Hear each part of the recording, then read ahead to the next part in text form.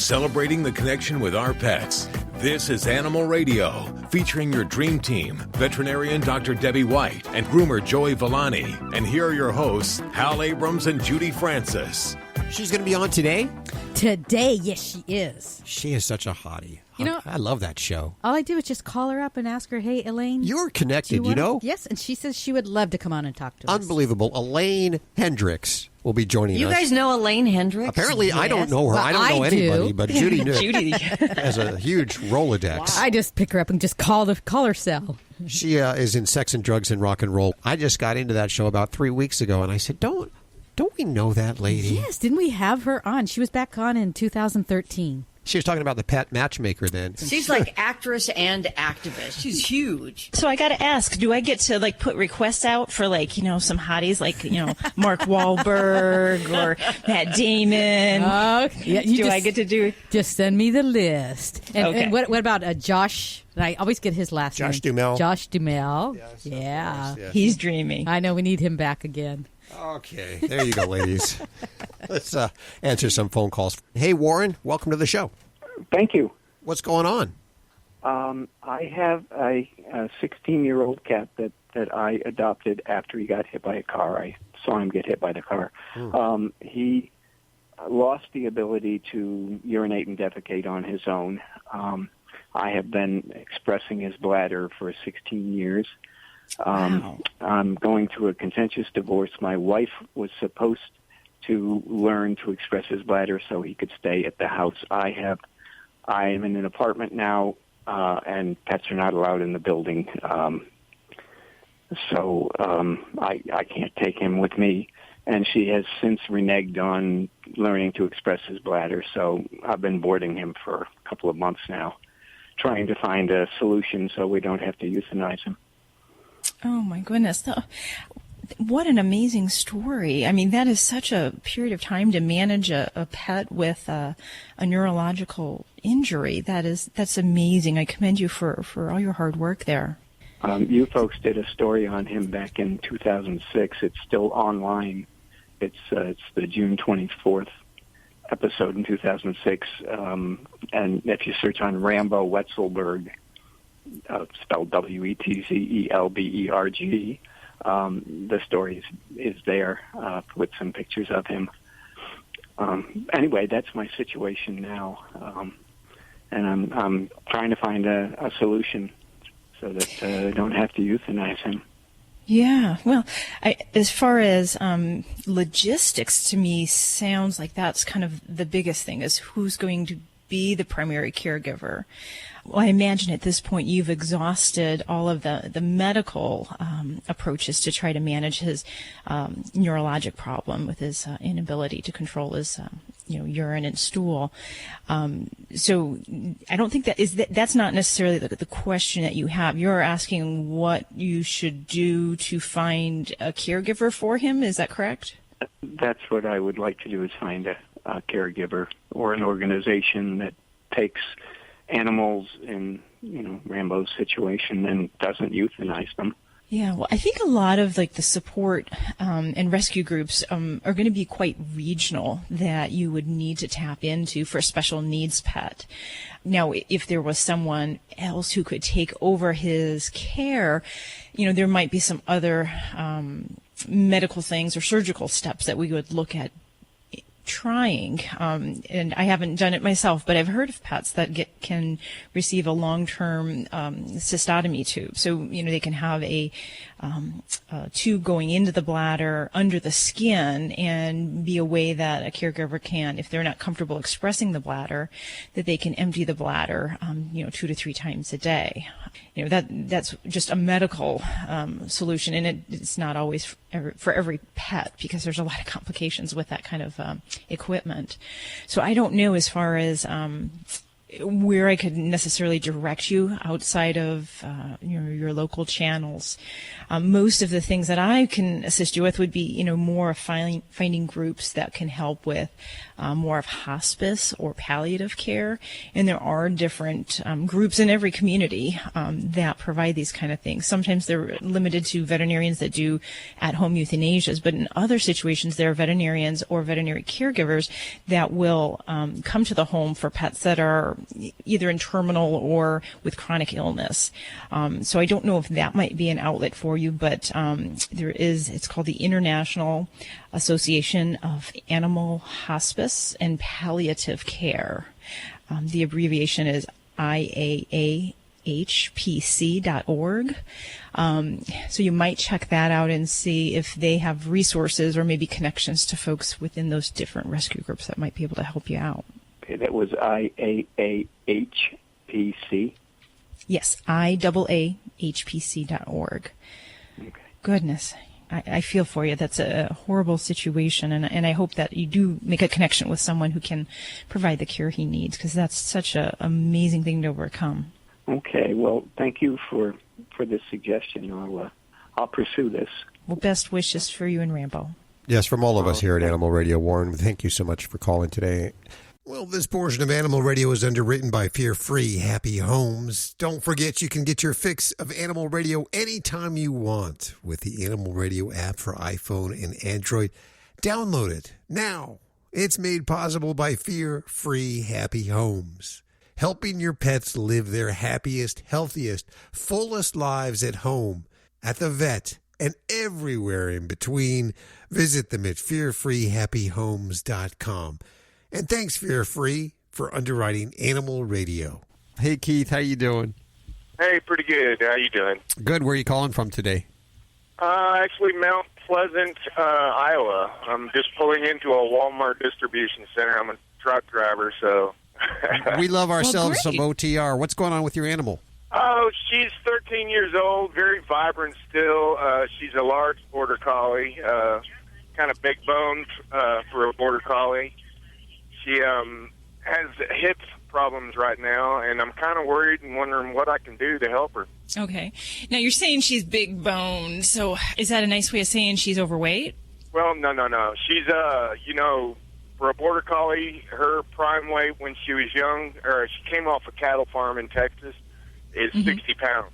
For a female, that's large for a border collie. The males generally ran around 70 pounds. Okay. I'm not giving you grief here, Keith, but, definitely weight management is the number one thing that pet owners can do, that you can control to make sure your pets are having the best mobility they can. So if she's in good weight, perfect. But if for other dogs that might not be in good weight, before I go to drugs and medicines, I'm going to really push to get weight loss, because that's the number one thing. So, are you currently using any remedies, any supplements, anything for her at this time? I threw the glucosamine stuff at her. I was just more wondering, do they have... Because she's 13, she was a Frisbee dog all her life, jumping up and down. And, at 7, the doc told me that she was going to have hip problems. And I'm just wondering if there's any... She's having a real hard time getting up and down all the time now. If there's anything I can do to alleviate the pain. The weight is under control, but she's still in pain. Okay. I can tell, Yeah, and in her age group, I'll tell you, I have a 13-and-a-half-year-old lab, and I'm going through the same thing. And it depends a bit on the degree of discomfort that we're having. If we're getting slow getting up and down, there's a little bit more effort to her movements. Dogs aren't going to cry, so I'm not looking for that. I'm looking for the slow, purposeful movements that they do. And if we're seeing that, then I may just add in one medication. I may try something as simple as a joint support with a pain medicine. My own dog, I'll tell you right now, I have her on 5 different things because we're losing function. We're losing the benefit of these different medicines. So we'll need to find a spot for your dog somewhere within that, I'm assuming. So a joint support, absolutely. Put her on a glucosamine product. And even beyond that, there's hyaluronic acid supplements that can be given in the injection form or even in the liquid form. So that can help. It's a low-level thing, so it's not going to help that pet that has really horrible arthritic hips and be the only thing that's going to fix that. So we're going to add in other things. My own dog, I have on tramadol, which is an opioid-like pain medicine, which is very nice because it has low side effects and it's tolerated really well. And then I added in a non-steroidal pain reliever for my dog, and there's many out there. You'll need to talk to your vet about this, make sure that, she's healthy, she's got recent lab work. But a non-steroidal pain reliever is really important for a dog that's got a lot of arthritic problems, a lot of joint discomfort. There's only so far that supplements will go for those babies, and that's where my doggy's at. Beyond that, I'll even add in, there's a medicine called gabapentin, and I just recently added that to my dog's regimen, and it's really helped her quite a bit. But that's where we kind of build upon this, and it's what we call multimodal pain management. So one medicine doesn't stop pain enough in many older pets, so we have to kind of dabble in different pathways to try to relieve their discomfort and to help them move. And so if you're new to starting something with her, I'm not advocating trying 5 things like my dog, but I would definitely see about getting into something that's maybe well tolerated, like tramadol or gabapentin, and then see about a non-steroidal with your vet. I appreciate that. Do they make like a cortisone injections when it gets, down the road? Yeah. Eventually your quality of life's going to come down to where she will have to be put down to understand that. But, she's just so full of life. I don't see that happening in the next 5 years. Yeah, I know. Exactly. I'm going through the exact same things. The tail's wagging, the jumping and the running for balls is still going on. So, for cortisone injections, they're really not the best thing when we're talking about managing pain. We can, if there's a particular joint, we'll sometimes give an intra-articular injection of cortisone, kind of like people. But if we're not doing those other steps that I've mentioned, that would be my first line therapy that I would try that. Now, I have looked into, and believe it or not, they actually do stem cell therapy for dogs with hip dysplasia and arthritis. So that's something, but it's a little bit more of a surgical procedure and probably not, routine use for, the average pet owner. I appreciate your input. You're listening to Animal Radio. Call the Dream Team now with the free Animal Radio app for iPhone and Android.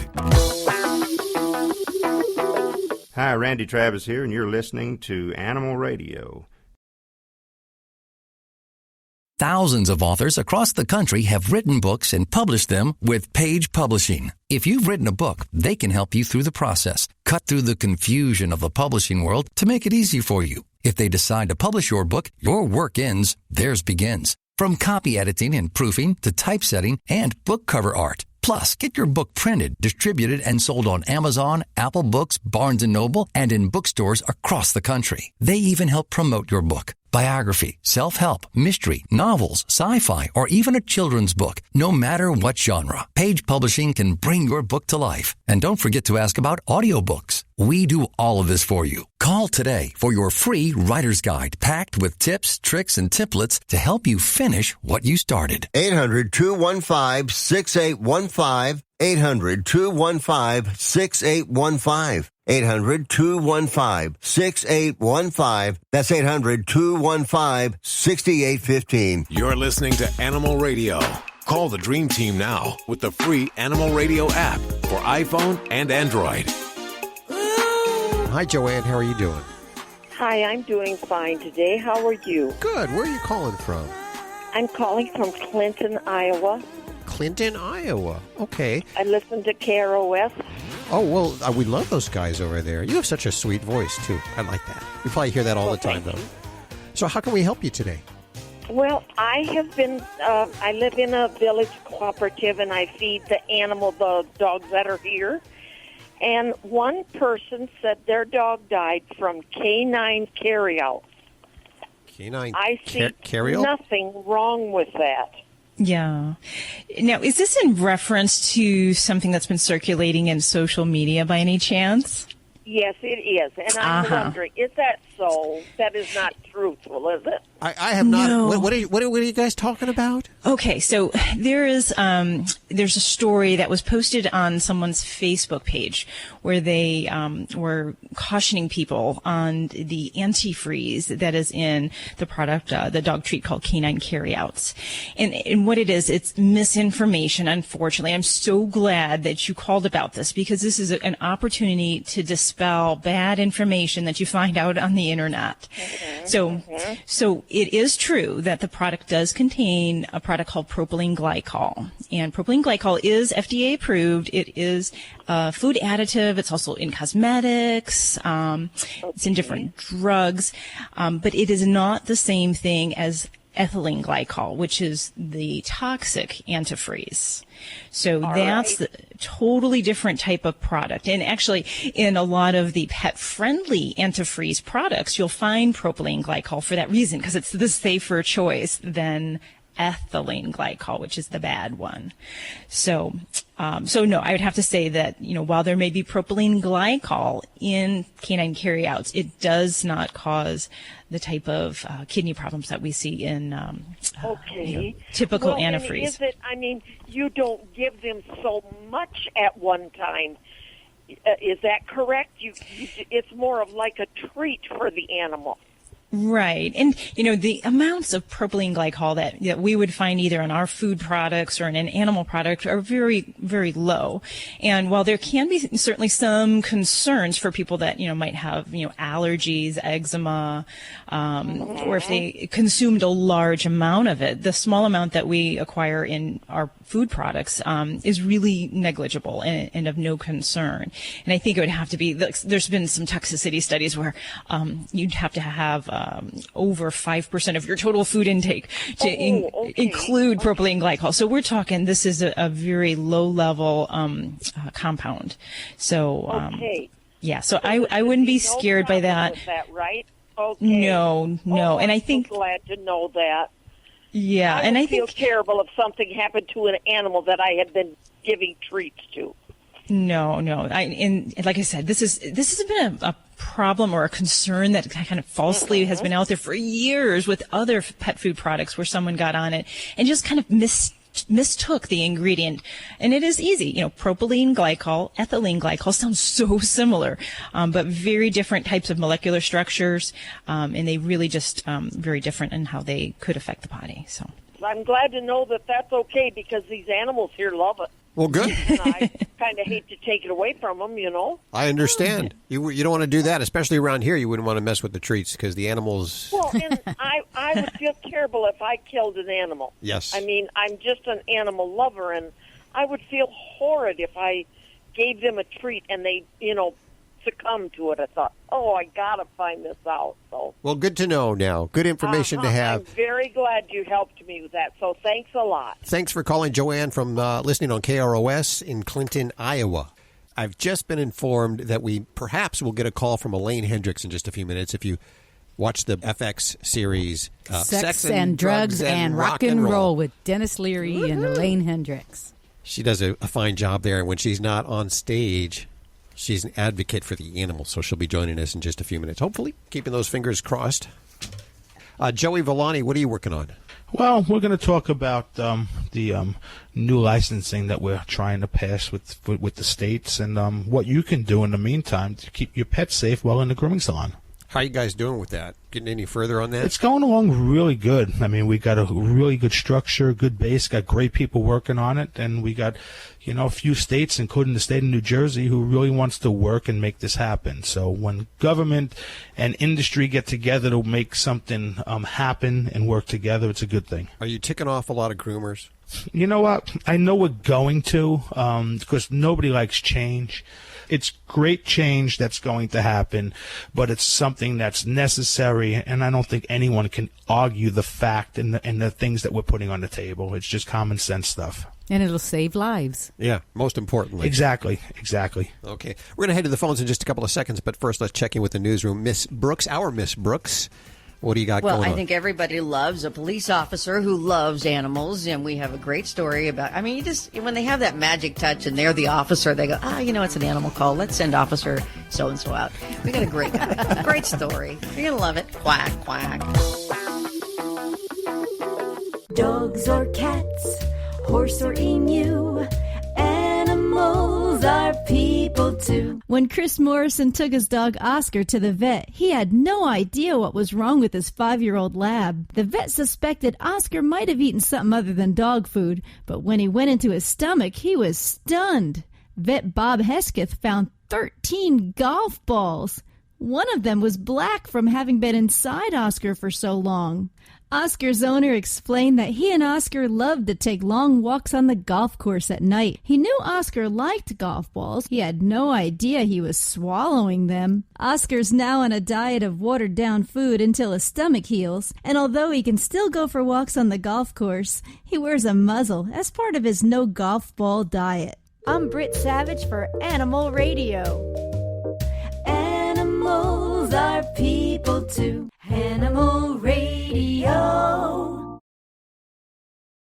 Thousands of authors across the country have written books and published them with Page Publishing. If you've written a book, they can help you through the process, cut through the confusion of the publishing world to make it easy for you. If they decide to publish your book, your work ends, theirs begins. From copy editing and proofing to typesetting and book cover art. Plus, get your book printed, distributed, and sold on Amazon, Apple Books, Barnes & Noble, and in bookstores across the country. They even help promote your book. Biography, self-help, mystery, novels, sci-fi, or even a children's book. No matter what genre, Page Publishing can bring your book to life. And don't forget to ask about audiobooks. We do all of this for you. Call today for your free writer's guide packed with tips, tricks, and templates to help you finish what you started. 800-215-6815. 800-215-6815. 800-215-6815. That's 800-215-6815.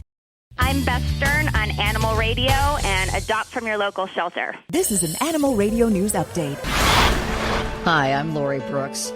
What American dentist Walter Palmer did using bait to lure Cecil the lion out of the African Conservation Park is as illegal in most states as it is in Zimbabwe. It's alleged that a hunting party had tied a dead animal to their vehicle in order to lure Cecil out of the park and sent it an area about a quarter of a mile away from the park. All that area.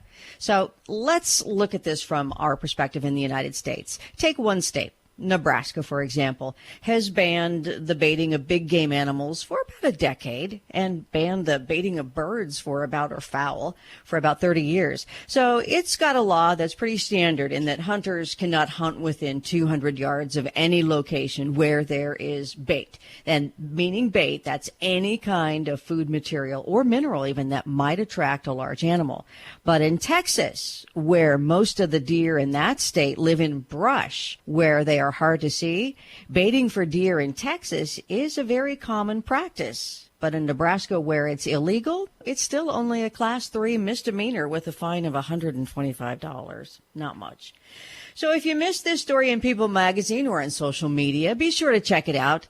Artist Mark Barone is painting the beautiful portraits of 5,500 shelter pets that were euthanized. Each portrait represents one of the 5,500 dogs lost to America's kill shelters system daily. There is a video on Mark's latest painting, which gave me the chills when I saw it on Facebook. It's on the project's website. It's called anactofdog.org, where you can find out more on how to help and see some of those pretty great portraits. A hungry skunk whose head was stuck in a yogurt container found its hero in a Rochester, Michigan police officer. Now, luckily, this incident, which was caught on videotape, has a great ending. Can you imagine knowing this, being this officer and knowing that you're going to go head to head with a cranky skunk that is running around in circles? Luckily for the officer, it worked and he did not get sprayed. But apparently, this guy's pretty good with animals, too. As I did some research, there's a picture on the department's Facebook page of the same officer rescuing baby ducks from a storm drain. I'm Lori Brooks. Get more breaking animal news anytime at animalradio.com. This has been an Animal Radio News Update. Get more at animalradio.com. Check out Animal Radio highlights, all the good stuff without the blah, blah, blah. Browse on over to animalradio.pet. Hi, it's Alan Cable. Well, my friend, it's time for another dog tip. I was over at a neighbor's house. He's got two insecure, very shy, high-energy chihuahuas. They're afraid of everything. So I thought I'd talk to you about how to earn a dog's trust. It's a lot easier than it seems. Some breeds are more predisposed to being anxious and nervous and developing fear. Let's say you want to say hi to a nervous dog, or any dog for that matter. The biggest mistake I see people make is walking right up to a dog and bending down over the dog's head to pet him. towering above them. This is very threatening for dogs. You're just trying to say hello and pet the dog, but the dog is perceiving you as a threat, invading his space and dominating him by towering over. Add that to the fact that most people are kind of excited already when they approach a dog this way, and the dog feeds off that energy. So an insecure dog is not going to trust you when you approach this way and will probably become more anxious and fearful. And a strong, powerful dog, well, anything could happen. He can interpret the approach as an invasion of his space, a threat, or just a nuisance, and feel the need to put you in your place. You might not notice the warning signs, and the next thing you know, he's nipping you. This is why it's so important when you meet a dog to let the dog approach you first. Make sure you tell your kids never to walk up to a strange dog, especially from behind. So what you do with a confident dog is just stand there, let him come up and sniff you. Don't try to pet him right away, though. Don't talk to him. Just let him sniff you. Give it a minute and then pet him under his chin, not above his head. Don't tower over him. Now, if it's a shy, scared dog, kneel down with your back to the dog and just stay there. Don't talk to him. Just kneel down, hang out. After a while, he'll come up and investigate you and sniff you. You might get a chance to pet him. You might not. Either way, this is the best way to get the trust of a dog that's afraid. You know, you're not towering above him. You're down on his level. You're not invading his space. He can come up to you whenever he pleases. Try not to make any sudden movements or move abruptly. Most dogs don't like it when you move too fast. It gets them anxious. Get more at animalradio.com. You're listening to Animal Radio. Call the Dream Team now with the free Animal Radio app for iPhone and Android. It's Animal Radio, celebrating our connection with our pets, and we'll head back to the phones in just a couple of seconds. But first, I want to visit with Melanie Monteiro. She's the author of the Safe Dog Handbook. Hey, Melanie, how you doing? Hey, Hal, how are you? Very good. It's not only a book, but I'm taking the online course. You have an online course. It is so cool.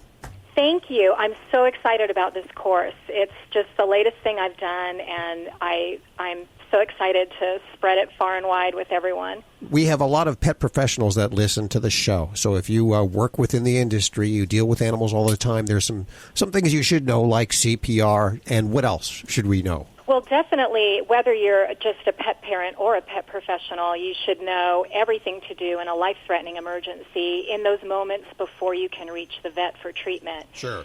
There are certain things where you may not, you have to react before you get to the vet, such as with CPR, choking, many cases of heat stroke, a car accident. So in creating the course and, of course, with my book, my goal with everything I do is just to arm pet parents and pet professionals with the skills and the knowledge and the confidence they need to respond to these types of life-threatening emergencies in those critical moments before they can reach the vet.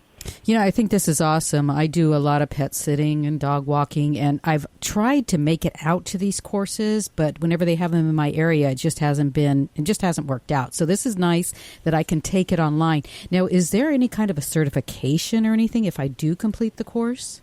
Yes, there's a certificate of training that you get when you complete the course. A little icon will pop up where you can download your certificate that will have your name and the date of completion.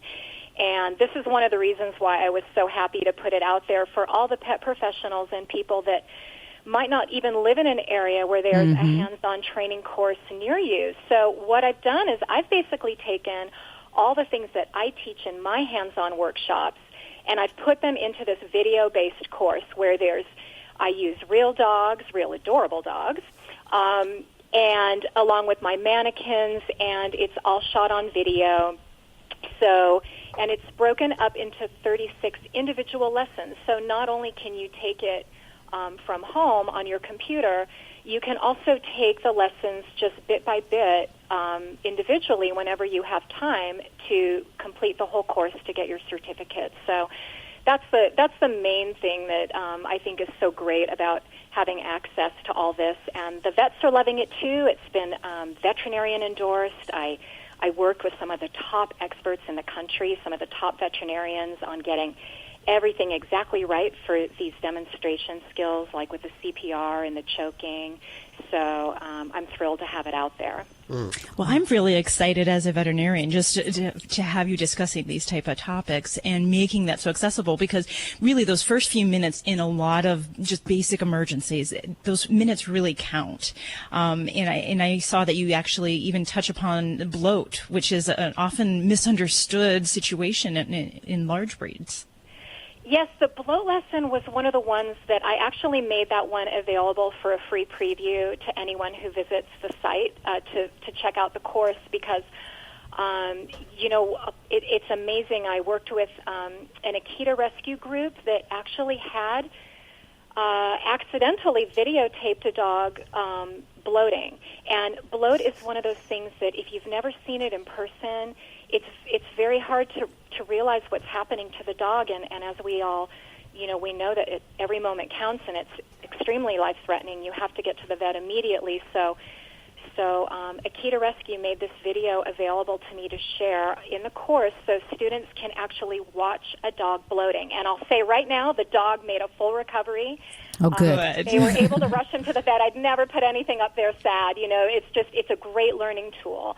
The dog, what happened was they were actually had just rescued the dog, so they were filming him for the website, and he started exhibiting all these signs, and since he was an older blind dog, they thought maybe he was just disoriented or, they weren't quite sure. So they realized after a few minutes what was happening, and they rushed him to the vet. But meanwhile, they wound up with this amazing video that shows all the signs of bloat, and then the vet narrated the video to point out all the signs as you were seeing them, and it just came together to be a beautiful lesson to help people learn all about bloat. Wow, I am so excited about taking these courses. I am doing it right now, in fact, and which means it's suitable for all levels. If Hal can do it, anybody can do it. There's 3 hours of content, and I like the fact that there's unlimited reference access, so I keep coming back for that. The course is usually $60. I have 10 to give away, especially important if you're within the industry and you deal with a lot of dogs and their lives are dependent upon you being able to give them CPR. Because I'm ashamed to say that I don't know CPR, but I will by the end of the week. I will. Don't be ashamed, Hal. Just view the lesson, of course. Melanie Monteiro joining us. Thank you so much. I'll put links to all of this over at animalradio.com so you can sign up for the course right now. Let's head back to the phones for your calls. You're listening to Animal Radio. Call the Dream Team now with the free Animal Radio app for iPhone and Android. This is Greg Biffle on Animal Radio, and remember to spay and neuter your pets. Life can be full of risks. One thing you shouldn't take a risk with ever is your family's health insurance. If you're self-employed or you now need affordable health insurance, you need to make this free call right now and see how the Health Insurance Helpline can help you get it. 800-385-6247. 800-385-6247. 800-385-6247. That's 800-385-6247. Celebrating the connection with our pets. This is Animal Radio, featuring your dream team, veterinarian Dr. Debbie White, groomer Joy Villani, and here are your hosts, Hal Abrams and Judy Francis. Hopefully you have your Wacky Wednesday pictures ready to be uploaded to our Facebook page this Wednesday. And the one with the most likes, the most shares, picks up awesome prizes from one of our sponsors. And this week we have... From Omega Paw, we have Brew Buddies Brew Chews. What was that?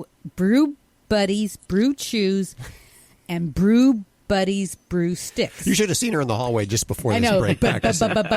Brew Buddies Brew Chews are beer bottle-shaped treats made with malted barley. Huh? Just like in your beer. Yes, they're beer bottle-shaped treats.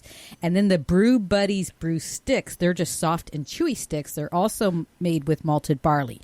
But not only are they yummy and they're fun because they're shaped like bottles, they help clean your dog's teeth too. This can't be good. And there's no alcohol involved. No alcohol. They're not getting drunk. No. So if you're going to grab a beer, don't give it to your dog. Give them a Brew Buddy Brew Chew, a little bottle-shaped dog treat that will help clean their teeth as well. I'm intrigued. Welcome to the show, Tony. Hi. What's going on? I'm calling because my daughter had originally 2 dachshunds, And then she had a litter of 5, then went on to have, and she kept them. Then she went and had another litter of 5. So she had a total of 12, only gave one away because she doesn't have the heart to give any of them away. Oh, why? She don't doesn't know. have the heart to give them away?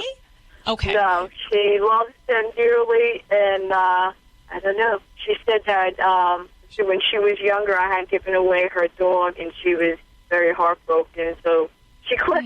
So let me get this straight. Your daughter has 11 dogs? Yes. Whew. Oh, my goodness. So the first thing I would say is the benefits of spaying and neutering here. I cannot stress enough that we need to intervene and we need to get some help for her household, because there is no reason to have repeated breedings just for the experience or because she loves dogs. We have to make sure we have she didn't want that to happen. Well, it's going to happen. Dogs do that. They will reproduce when given the option and the opportunity. It is our job as their human caretakers to make sure that doesn't happen. So we need to take those steps. So whether you have to walk her in to a veterinary office and help get her that help that she needs in making that connection and to make that determination. Now some people might be able to keep 11 dogs and to care for them appropriately, but my general feeling is that that is too many dogs for one household, unless you have support. Now, Octomom and, all those people who have multiple births can attest that you need help to take care of that many beings, whether they're human or animal. So that would be my concern. So, we need to. She does have sometimes, she can't, she has people come in, but I'm still totally against it, and I can't seem to, talk her into giving any away. In the meantime, not to mention the cost, and I tell her it's selfish because there isn't any way that you could give enough attention to all those dogs either, besides, amongst many other things. But would you say, the males should be all neutered, or? Absolutely. That is probably the easiest place to start, is to get those boys taken care of. Now, rather than the females, right? Well, that's usually an easier fix, if you will, for many households. So that would be one thing to do. Now, the thing that I think we need to really talk about is that you've mentioned that, these dogs may not be getting the care that they need. Now, dogs are social creatures, and they really do thrive on interactions with people. And it is pretty difficult, if not impossible, for one person to provide that level of closeness and that social bonding that a dog needs to be really happy and to thrive in their environment. So that would be one big selling point that I would say for her. But I will be honest with you, I think we need to get some help for your daughter in the human healthcare field. Because this has tones to me of a possible hoarding situation. And the situation in that veterinary and human healthcare person to help her out and to see, because if I were face to face with her, we could say, okay, why isn't your dog spayed or neutered? Let's go through this. What are the risks? What are the risks of having 11 dogs in the house? Not alone fights, infectious disease, parasite control, all of these things, social situations just due to overcrowding. All of these things play a role, whether we want to look at them and recognize them or not. They will be there. Right. Parasites is something I also read that, the owners, the humans, can, contract them from their pets as well. Absolutely. I don't know how prevalent that is. What's your take on that? Yeah, absolutely. It is totally possible. So, and that's why there's communities that have animal ordinances. There are regulations, so you don't have 25, 40 dogs because it's hard to meet their needs, and it can be a human health care risk. So, yeah, I think we really need to not worry about hurting her feelings. We really need to worry about getting those pets out of there and then hopefully getting the help that she needs to recognize this behavior and, hopefully turn that around there. Good luck with that. We appreciate your call today and wish you all the best of luck. It's a tough situation you have to deal with there, but I know you're going to do the right thing. Yes, I really thank you for your help, and I'm going to, try to resolve this, hopefully. Thanks. Let us know how it goes. Okay. You're listening to Animal Radio. If you missed any part of today's show, visit us at animalradio.com or download the Animal Radio app for iPhone and Android. They are our love bugs and companions. They are our pets, our family, and they make life better. When we face unexpected challenges, so do our pets. That's why we're on a mission to support people and their pets. Whether donating a bag of kibble, sharing an Instagram post of a lost cat, or welcoming a foster pet into your home, every bit of kindness counts. Visit petsandpeopletogether.org to learn how to be a helper in your community. Brought to you by Maddie's Fund, the Humane Society of the United States, and the Ad Council. Life can be full of risks. One thing you shouldn't take a risk with ever is your family's health insurance. If you're self-employed or you now need affordable health insurance, you need to make this free call right now and see how the Health Insurance Helpline can help you get it. 800-385-6247. 800-385-6247. 800-385-6247. That's 800-385-6247. Celebrating the connection with our pets. This is Animal Radio, featuring your dream team, veterinarian Dr. Debbie White and groomer Joey Villani. And here are your hosts, Hal Abrams and Judy Francis. This hour, we're going to visit with Elaine Hendrix from Sex and Drugs and Rock and Roll. And before that, we're going to continue to take your calls for Dr. Debbie and for Joey Villani. Welcome to the show, Linda. Hello. What's going on? I have Dr. Debbie right here. Yes, I have a 13-year-old Chihuahua named Daisy, and she is beginning to have gum problems. And I had non-anesthetic cleaning done for her in the last 2 years as she's getting older, being concerned, about putting her under anesthetic. But her gums, she's had extractions previously too when she was younger because her teeth had problems.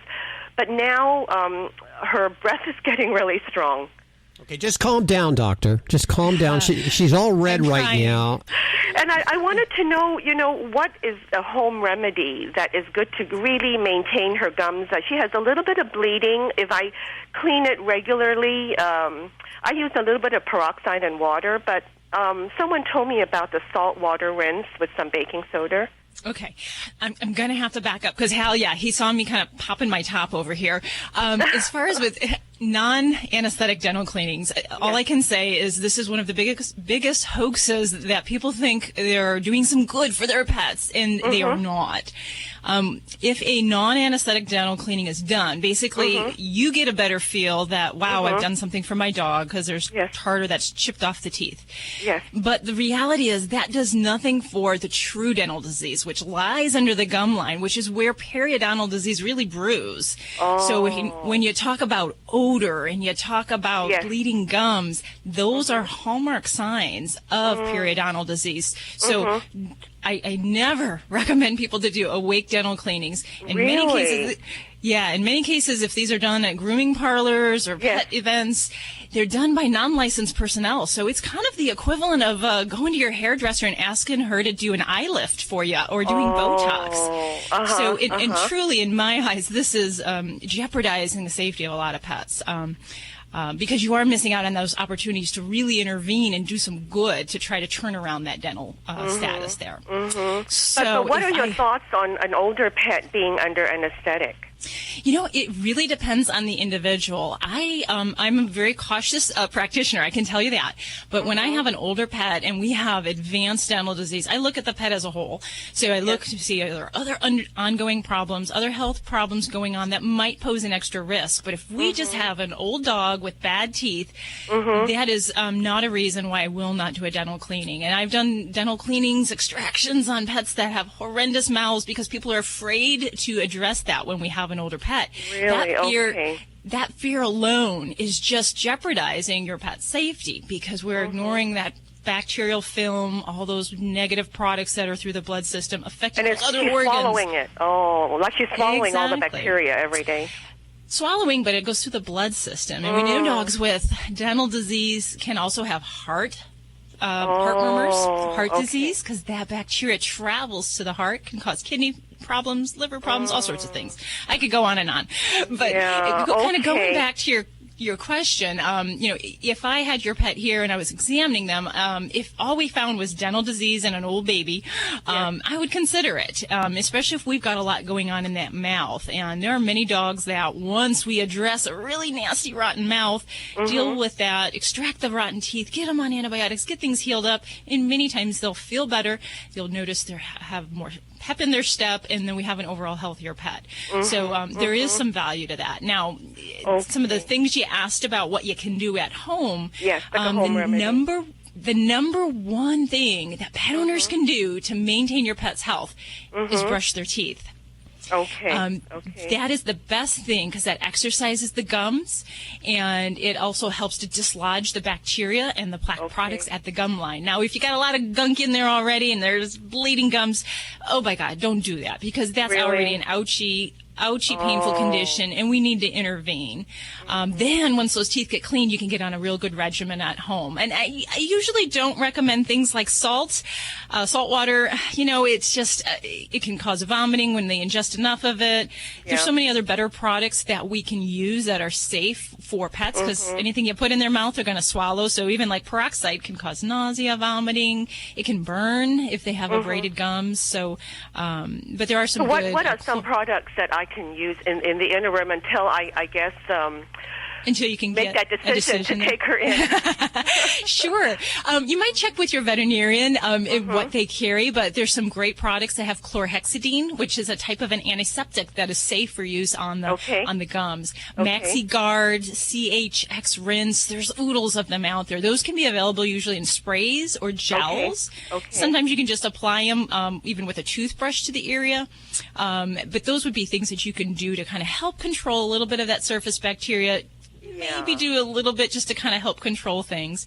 Until I do. Yeah, she does have one bad tooth on the bottom that is because I've examined her teeth, and there's one tooth that probably needs to be extracted. I think that's where the bleeding is not massive right now. It was worse a few weeks ago, but I see traces of pink when I use a cotton ball. So that tooth is a bad one. And this I obviously can't see everything because I can't see your doggy's mouth, but if she's in good health, and you sound like you're very motivated to things how you can intervene, and I think with getting things potentially cleaned up, you can really do some good work in trying to maintain that mouth. And I'll tell you, I think give her more years. Yeah, she in general, she has a good appetite.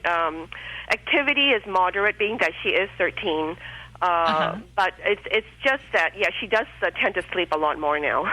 Definitely. Yeah. Well, give your baby a pat on the head and all my best dental wishes to you. I can tell you, the oldest dog that I did a dental cleaning on was 19 years old. Oh, okay. Well, that gives me a little more reassurance. And I didn't want to do that dental cleaning. The non-anesthetic, that it's really a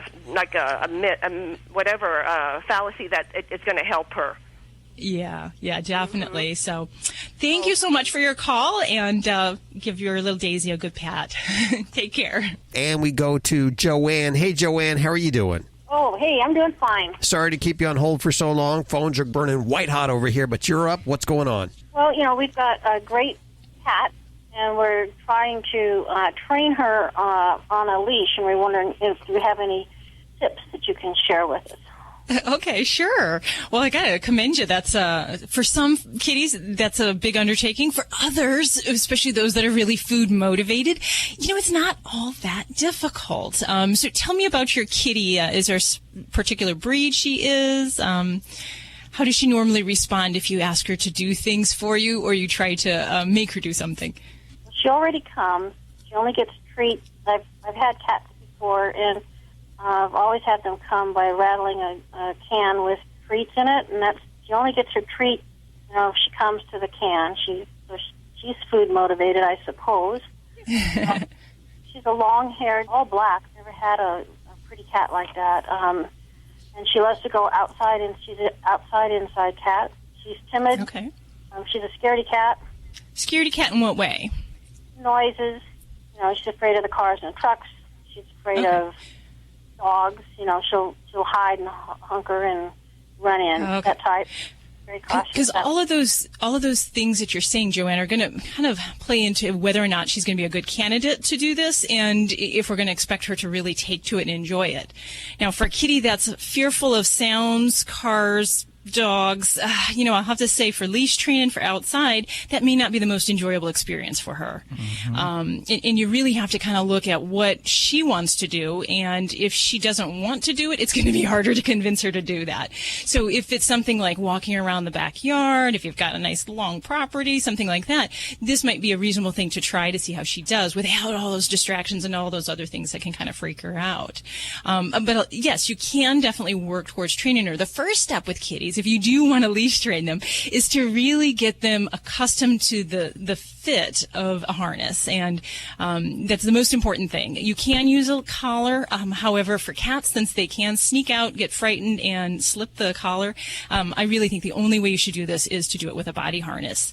So you want to make sure you get her well fit. So if you're not comfortable with that, see someone at a pet store just to kind of help you with that, so that she can't get her little arm out or slide out. Yeah, I did buy her a harness, which I'm on Kodiak Island, and we really don't have a pet store, but the leash is more like a toy. She'll want to go after it. That's okay.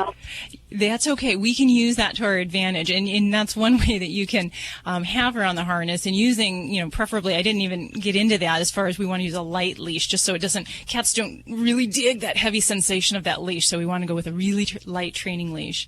But you can use that. Use that as a way to get her interested in moving forward. And if she wants to chase the leash, just make it a nice long one and tease her with a little bit, make her play with it, or get a little feather toy, something like that, to get her interested in moving forward. And that can of treats, hey, that's a great thing to bring that along as well too.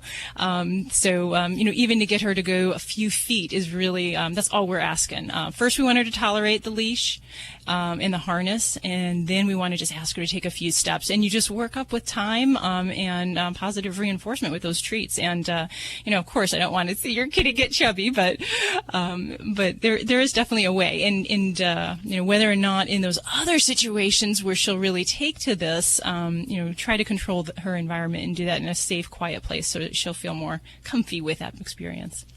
Okay, I think I'm going to try it. I think I have patience with her. Yeah. Well, that's a great way to get your kitty out and moving and get them some exercise. So I think, Joanne, that your call is probably going to inspire a lot of other people to consider that.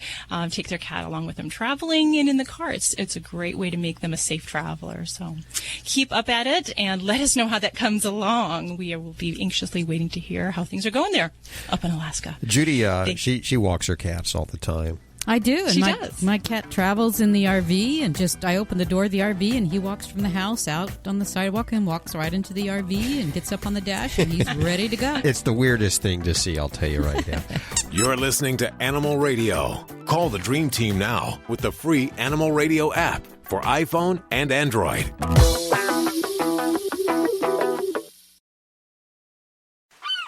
I am the family dog, and it's that time of year again. The one where pet parents start looking for Fido-friendly hotels and destinations where Fido is welcome. Make no bones about it. Pets are part of the family, and we like to sniff out new places too, and we hate to be turned away, especially when we're on our best behavior. So we won't be left out in the cold. Be sure to pick up a copy of Fido-Friendly magazine to find the best hotels and destinations where Fido is always welcome. Go online to FidoFriendly.com and subscribe today. You're listening to Animal Radio. Find us at animalradio.com. Log on, learn more. It's Animal Radio. Celebrating our connection with your pets. Would love to hear from you for Dr. Debbie or for Dogfather Joey Villani. And we'll head back to those phones in just a couple of seconds here. An article out of the Guardian about North Korea and their pet ownership. Mm-hmm. We are so blessed in this country to have really freedom, I guess I should say, after reading this article. In Pyongyang, North Korea, most common pets are monkeys and dogs. Wow. And few outside the capital can afford to have animals because they take a lot of money and a lot of effort. Mm-hmm. Although some people keep dog for their meat or to guard their house, sad to say. But if you use electricity without the government's permission in North Korea, you're subject to a big fine. It's illegal to use a microwave or a rice cooker because they consume too much power. So Jeez. People use these devices in secret, and to catch them, public servants stop by the houses and randomly do checks to see if people are using microwave ovens or rice cookers. And one day an officer stopped by to inspect a house they were keeping a monkey at. The monkey's fine. They could have the monkey, but they couldn't have the microwave. So the family scrambled to hide the microwave before opening the door. And the officer came in. He was kind of suspicious. He demanded that they come clean and admit they had used a microwave oven. Just then, their pet monkey, who had been observing this whole situation, grabbed the microwave from its hiding place and pulled it down in front of them all. The monkey turned him in. The monkey, turncoat monkey, that is. Yes. So North Koreans are changing to piglets, dogs and piglets. No more pets. monkeys, huh? Yes. Interesting story. I'm sure That'd be a pretty big monkey. Yeah. Well, they could have been a little microwave. That's a chimp. Yes. Yeah. Jeez. Now, I'm sure that story pales in comparison to what you're working on over there at the newsroom, Miss Lori Brooks. Where did you get that story from? The Guardian. Check it out. I'll hear it. He said The Guardian. Big clue. Yes. Such a credible source, Hal. Thank you for sharing that.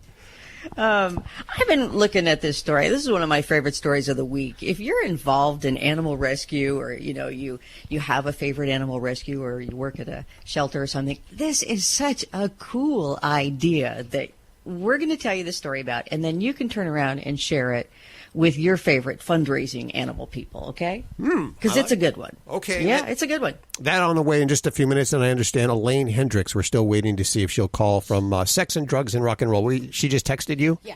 She just texted you? Yes, she did. Elaine Hendrix just texted you? Yes, she did. And what did she say? She said she'll be ready in about 5 minutes. Okay, so we're going to be speaking to her before the show is done today right here on Animal Radio. Stick around. Hey, BJ. Hello. How you doing?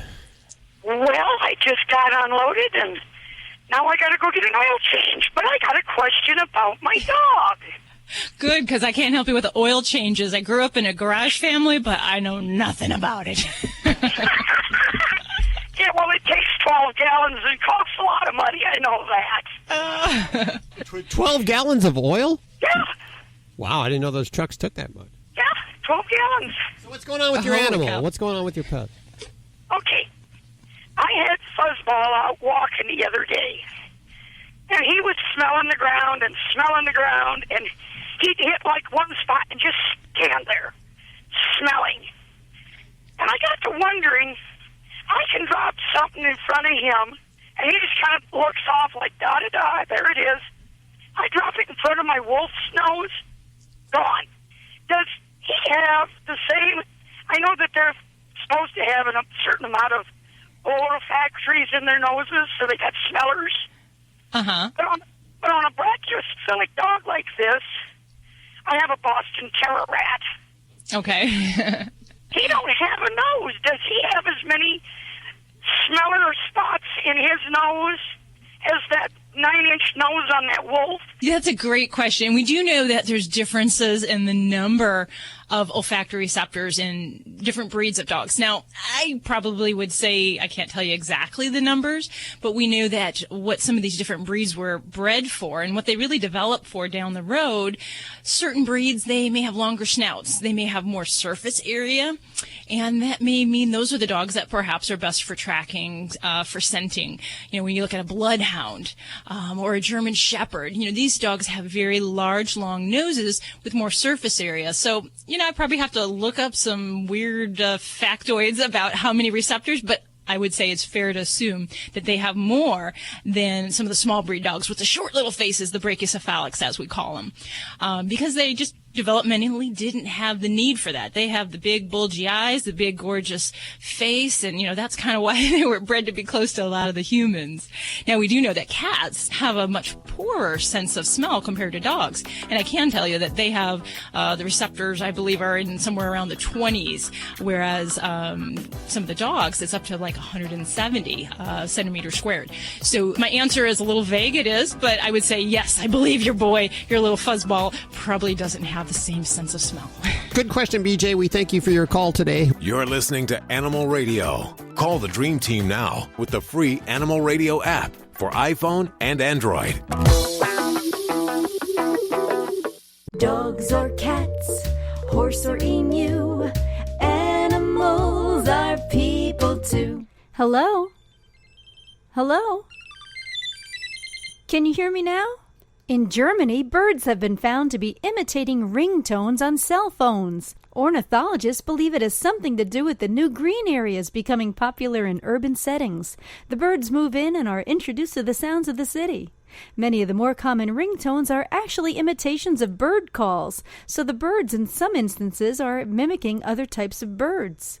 Birds use their call to find a mate, mark their territory, or scare off danger. They may add these ringtones to their vocabulary, but they never lose their ability to call in their native tongue. Stop calling me! Stop calling me here! I'm Britt Savage for Animal Radio. Animals are people too. Animal Radio.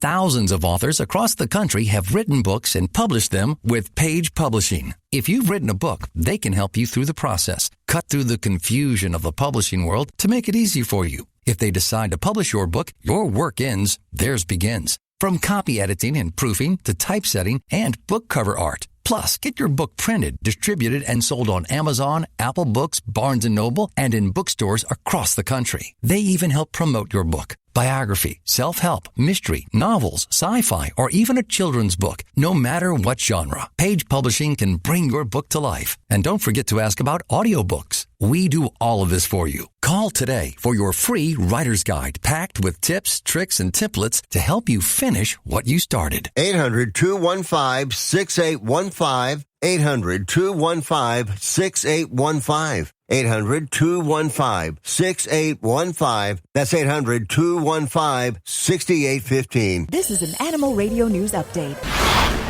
I'm Lori Brooks. It can seem like, wild animals are everywhere these days. Deer, foxes, bear, raccoons, squirrels.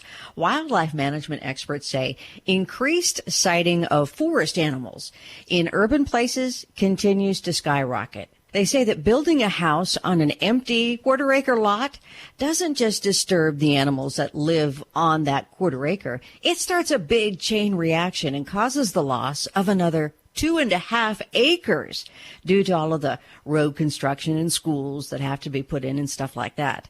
So they say protecting animal habitat and including more swaths of nature throughout our environment, isn't just good for wildlife, but studies have shown that it improves the quality of life for we humans too.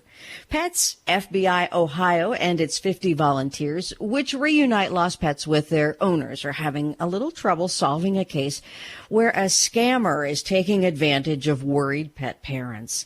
So be warned that some individual is calling people who have lost a pet and claims he's with Pet FBI Ohio and ask for a fee to find the missing pet. Well, apparently they do not ask for fees, and this never happens. So like any phone call where someone asks for money, further investigation on your part is needed with that, okay? Authorities say if you get a phone call from an out-of-state area code and someone on the line claims to be Pet FBI Ohio, just hang up the phone because it is a hoax and it's happening all over the country. Well, here's a super inspiring story of a company in St. Petersburg, Florida, where a local electrical contracting company called Power Design was looking for a fun way to get its employees involved with the community. So you know how the HR department and promotions and marketing all gets together. And they decided that they would do this.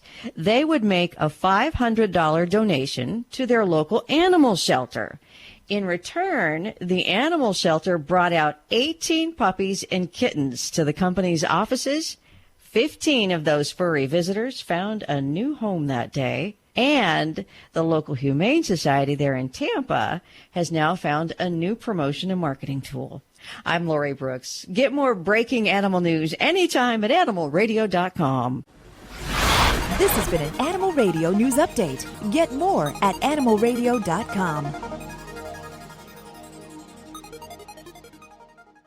Hey, everybody, this is Kenny Lee Lewis from the Steve Miller Band. Just want to tell everybody out there on Animal Radio, thanks for loving your pets. You're listening to Animal Radio. If you missed any part of today's show, visit us at animalradio.com or download the Animal Radio app for iPhone and Android. head back to the phones in just a couple of seconds, but first we're going to visit with Elaine Hendrix joining us. Did we catch you on the set there? Sort of. I'm buzzing around Hollywood. I got to just say, I want to tell you, I love sex and drugs and rock and roll, and I caught you last Thursday, and I said, you know what?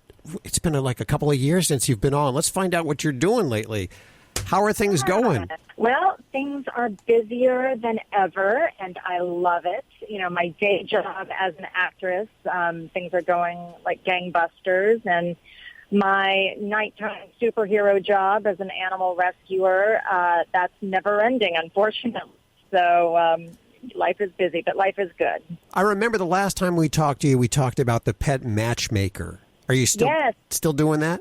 Oh, yes. We have thepetmatchmaker.com things happening. We launched a podcast this year, and we're getting ready to launch an app. Behind the scenes, the site is giving a whole makeover that we're getting ready to launch. So when we first started about 3 years ago, we launched and we had maybe 25 visitors a month, and now we have over 15,000. Whoa! So so we're growing slowly but surely. It's a little challenging when my life, I can't devote as much time to it as I would love, but every spare second I have goes towards the animals. So, you know, it's a lifelong commitment. Well, now tell us, what animals do you have at home? Do you still have Rossmore? I do. Rossmore is still around. He's an old guy now, diabetic and blind, but sweet as ever. And then I have a new dog through my relationship. I have Bixby. And then I have my girl who I rescued about 3 years ago. I rescued her, the whole litter, and her mom. I had her since she was 4 days old, and she is my soulmate. That's Ellie. And then I have 2 cats. Kimbo and Goody, right? Kimbo and Goody, yes. Goody cornbread. Do they all sleep in bed? Do they hog the bed like my cats do? Oh, my God. We'll be laying there, and Kimbo especially. Goody likes to, kind of hang around you, but Kimbo likes to hang on you, and so he will sleep perpendicular in bed. And it's like, no, you sleep parallel with the rest of us. You can't, have the whole half of the bed. That's not going to work. Well, the question should be, do our pets let us sleep in bed with them? Yeah. And in the middle of the night, I realize, I'll sit and, pick him, and I'll be like, I'll wake up and go, oh, sorry. And he just kind of looks at me like, oh. Yeah, I'm not moving. Oh, I love it. Are you allowed to take any of the animals down to the set? Ellie travels with me pretty much wherever I go. If I'm somewhere longer than usually about 7 to 10 days, if I'm going to be in one location, I will take her with me. And while we were filming Sex and Drugs and Roll, we shot in New York. So she came with me. And Dennis Leary, who stars in it, created it, produces it. I sent him a picture just to say, hey, we've arrived in the city. Can't wait to see you. And he wrote me back, and he's like, that dog better be coming to set. And so Ellie came, and she was our unofficial mascot. Well, I remember, isn't Dennis's wife a big animal advocate also? They both are. They're not necessarily advocates, but they have a farmhouse in Connecticut. So they have horses and ponies and dogs. But you guys do a lot of great work, Elaine, for so many dogs especially. Oh, well, thank you. We touch on all animals, but in our research, we've learned, especially online, the number one researched animal is dogs, and then second to that is cats. But we do feature all animals. We've got turtles in there, and horses, and rabbits, and chickens, and again, we've got kind of something for everyone without watering it down.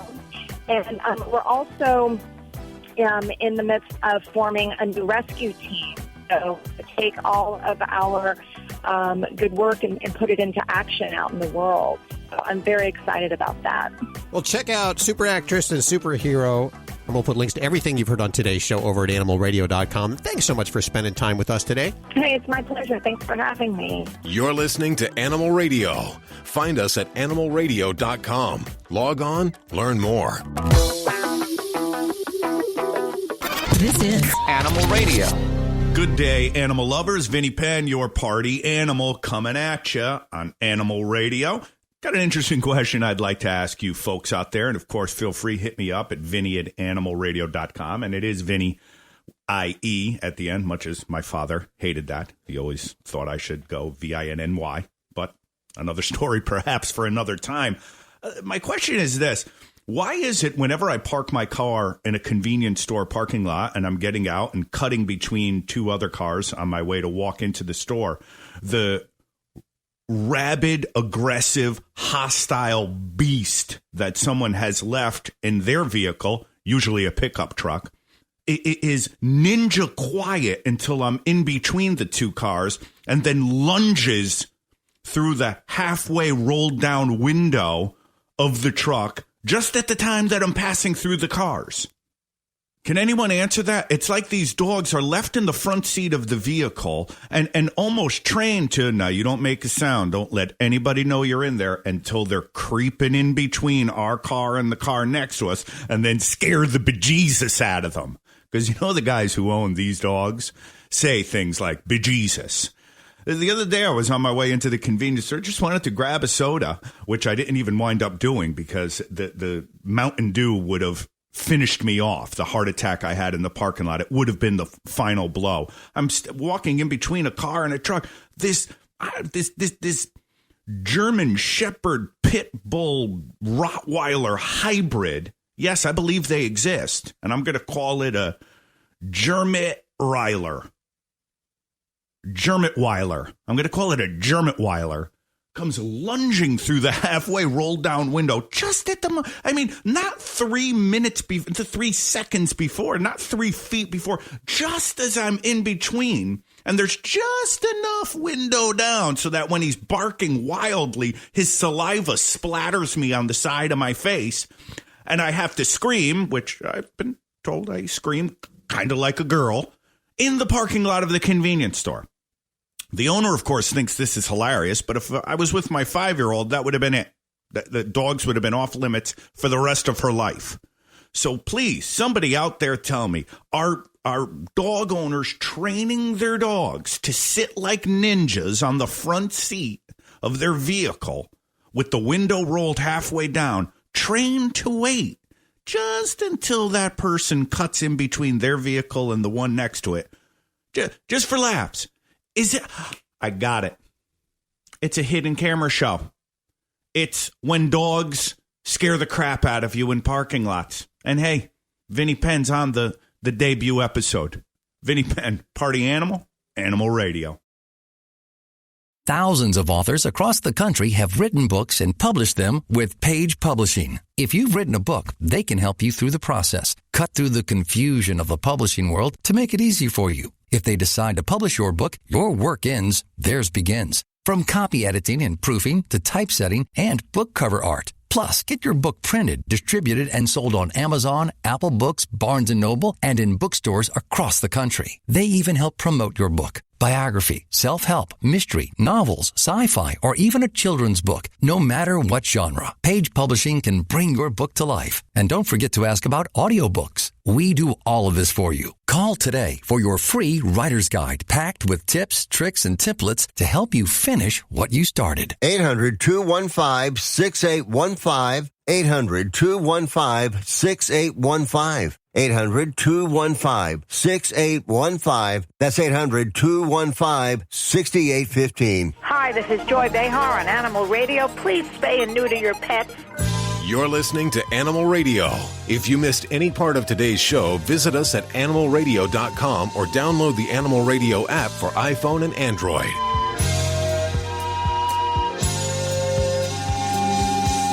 Don't forget to check out Dr. Debbie's books, Yorkshire Terriers, Shih Tzus, Pugs, Mini Schnauzers, How to Be Your Dog's Best Friend. They're available over at Amazon as a Kindle book, and I have links over at animalradio.com too. Okay, so before we get out of here, it's been weighing heavily on me. What's going on with you, Dr. Debbie? Well, I like to share the good stories, but I don't have any this week. This week I'm really bummed. I had to euthanize a Shih Tzu because of aggression. Really? Yeah. Because of aggression? Yeah, it was very sad. Yeah.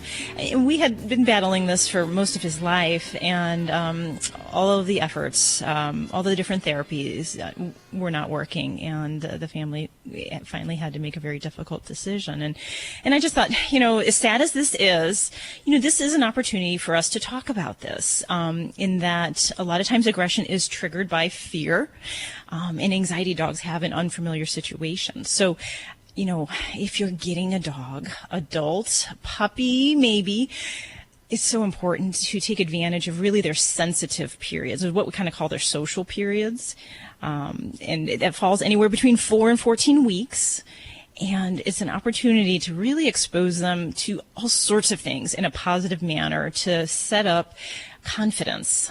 So you want to expose them to other people, dogs, situations, noisy things, anything that the pet could encounter in their lifetime, and make that a positive, controlled experience. And then that goes so far in making them more adaptable and just social critters throughout their whole lifetime. So, you can't take away what hasn't happened. So, if you're listening now and you have especially a young dog, this is a great time during those first few months of their life to really put those efforts out to, mold them. It can make all the difference in the world. It really could. The number one reason pets are turned into the shelter are due to behavioral problems. That is good information to know. Hi, Jenny. Hi. How are you? I'm doing absolutely wonderful. I hope you are. Splendid. Now that I have you on the phone, where are you today? Well, right now I'm in South Georgia. South Georgia, okay. I have Dr. Debbie right here, and hopefully she can help you. Yes. Well, hi there. We're on our way to pick up a rescue Boykin Spaniel. We are going to adopt her. Yes. Kind of an unusual breed there. Well, my husband's had one before because he's from South Carolina. Oh, well, that makes sense. Yeah, for those that don't know about a Boykin Spaniel, tell us a little bit about. We know that they're like a hunting type dog, kind of like a spaniel. They were specifically bred for upland bird hunting and also retrieving ducks in South Carolina. They are. If you take them across the border, though, they can't do that, right? If they get into North Carolina? Well, I sincerely hope so because we live in North Carolina. Oh, okay. Well, all Hal needs to know, they're a gorgeous chocolate brown, so that's all he needs to know. Okay. And so what do you have going on with this hair or dog? curly hair? Does yours have curly hair? I don't know. I haven't seen her yet. I've just seen pictures. Okay, so you're going to adopt her, and what's the deal? Well, we contacted the Boykin Rescue organization, and they have paired us up with this dog that met most of our specific needs. And she's 5 years old. She was not an abused puppy at all. But as I said, we've never met her. I have never gone to pick up a rescue or adopt a rescue animal, and just wondering how to interact with her to begin with. And then tomorrow we're going to be on a 11 to 12 hour trip back home in the car. Okay. So I'm looking for some guidance of how to handle this situation. Definitely. And this would be a situation where a lot we're going to learn when we meet the doggie and how her personality is and how gregarious she might be with new people. So I kind of let the dog set the pace, but some general guidelines would be to definitely take it slow with the introduction process. If you're picking her up and pretty much traveling almost, within a couple hours, you don't get a lot of time to really get her used to you before we put her in the car and travel. But general guidelines would be just to give her a little time, use treat and reward systems for anything that we're doing, getting her into a crate, getting her into the vehicle, getting her acclimated to you or any other people that she's going to have contact with. But it is going to be a little fast track since you're traveling and heading her back. If we had the option to use something like a pheromone collar, I would like that. And those are the hormone scents that basically it's a non-smelling scent hormone that helps to calm dogs, and this would be a great use for that. It's not a medication. It's something you can just put around the dog's neck and it releases kind of a calming hormone. So that would be a very nice thing. As far as traveling wise, some will go back to this doggie's what she's used to. If she is used to being crate trained, it'll be so much easier for you to get her home and to be less stressful because she'll have a comfortable space. That'll be her den. She will be familiar with that situation, and those 10 to 11 hours may be a breeze. So that would be good. Do you know if this pup is, or this dog is kennel trained? She is, and she is housebroken. Good. So, yeah, I'd say that all is going to be very favorable for your trip back. And just every couple hours, I make sure, we stop for potty breaks. Okay. Thanks so much. I appreciate the information, and I enjoyed your radio program so far today. It's the first time I've listened to it, but I will be a frequent listener. Well, thank you so much for joining us. It has come to an end once again. So sad. Thank you, Elaine Hendrix, for joining us. Be sure to get your fix of Animal Radio all week long over at animalradio.com and download the Animal Radio app. That's what I'm thinking about. I know what's on your mind. Your Animal Radio app right now because it's free. And it's for your iPhone and Android. Have a great week. Bye-bye. Bye. Bye. This is Animal Radio Network.